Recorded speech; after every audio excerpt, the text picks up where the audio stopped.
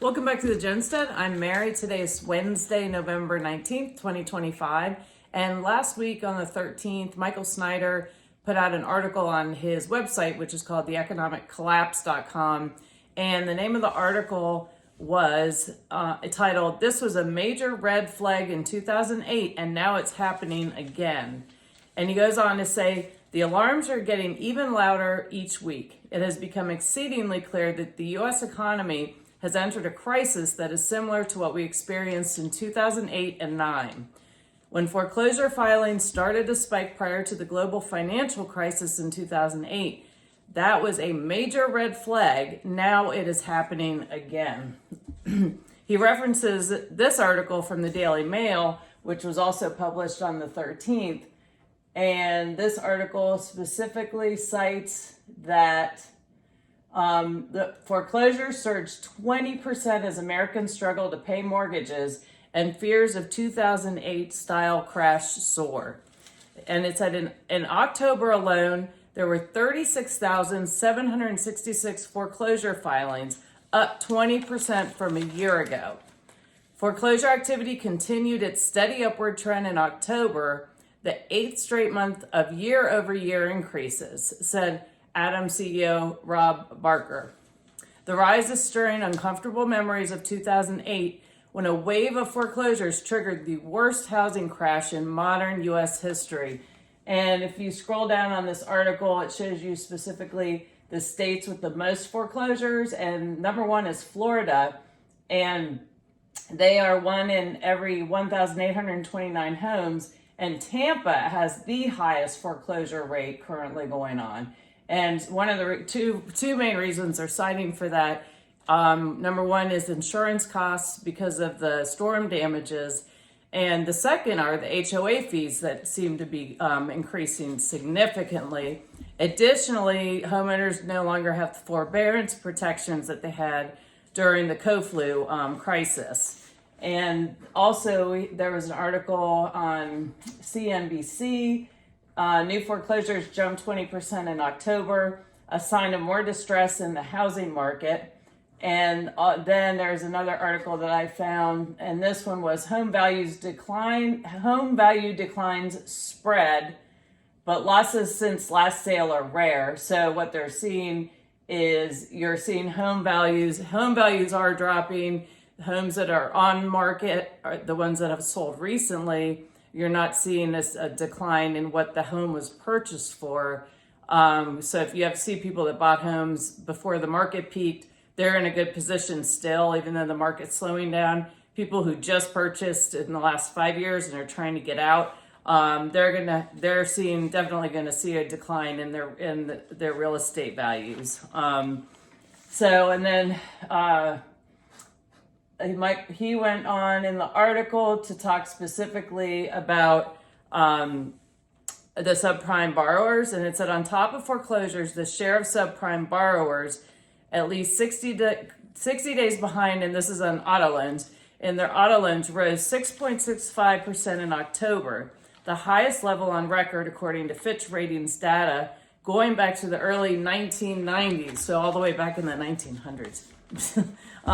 Also, it is projected that over 3 million cars will be repossessed in 2025, a level only reached during the 2009 Great Recession. And then on top of all of this, we're seeing more layoffs, and he included this in the article. Verizon, where is that article? Right here. Verizon has announced that it's going to be cutting 15,000 jobs. And so, there are 15,000 people that all of a sudden went to work one morning and were handed a pink slip and weren't expecting it. And in this day and age, the way things are going, if you have a job, be happy you have the job, but also don't take anything for granted and don't assume it's that you're going to be there for life. And that because when it comes to the bottom line, as we're seeing, companies are not hesitant to lay off, particularly if they got bought out by a private equity firm, but I digress. And then the next article I wanted to talk about, just as far kind of giving a layout of what's going on broadly in the economy and how the employment market is affecting people's ability to purchase and or to continue to afford to stay in their homes. And Klarna CEO warns AI-related layoffs could threaten prime borrowers. And I thought this was interesting. He said, I'm sorry if I mispronounce his name, Simiatkowski, who steered the Swedish buy now, pay later firm through its IPO in September, said he's closely watching the wave of corporate layoffs, pointing out that many of those affected aren't individuals with subprime or low credit. They are workers with solid credit ratings who could face more economic strain as AI reshapes the labor market. It's almost the opposite of what lenders typically see when looking at credit ratings, according to Samia Tikowski. And so this is interesting. You're going to see here you have people that are in higher paying positions and they're losing their jobs to AI and their market is shrinking. So they're going to be in a very challenging financial situation as well. So we're not, and he talked about in this article, we're not just talking about people that work at the grocery store or at Walmart that are being affected by this. And then also just looking at general economic trends, Target cuts profit outlook as shoppers look for deals, make fewer store trips. Obviously, Target made some really bad PR decisions that they've been trying to recover from. But then you've got a consumer that's tightening their purse strings, so they're having challenging times as well. And then Lowe's, it says Lowe's beats on quarterly sales, but lowers full year profit forecast and economic uncertainty. And what they have been citing is that their sales in basically home remodeling is slowing down. So they're seeing fewer and fewer sales coming as a result of that. So that kind of gives you a general idea of where things are. And we'll go back to Michael Snyder's article. And as he finishes it, he says, "We are truly living in one of the most pivotal times in all of human history. Sadly, the vast majority of the population still doesn't understand what is happening to us, and that is very unfortunate." And I would agree, and that's why I take the time to make these videos. It's not to be doom and gloom, it's to make people realize that they need to be prepared and prepare for the worst, hope for the best.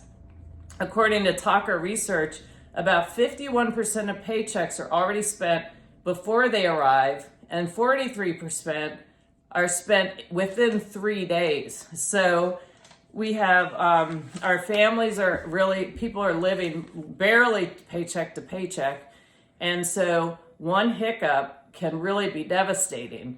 And we're seeing a tighter employment market. There's a whole shift going on with AI and with just the way, with the purchasing power of the consumers and the employment stability going on. So it's really important to be aware of this. I know you can turn on the TV and it's, we hear a lot of things on the TV. So, but you have to do your homework and do your due diligence and be prepared.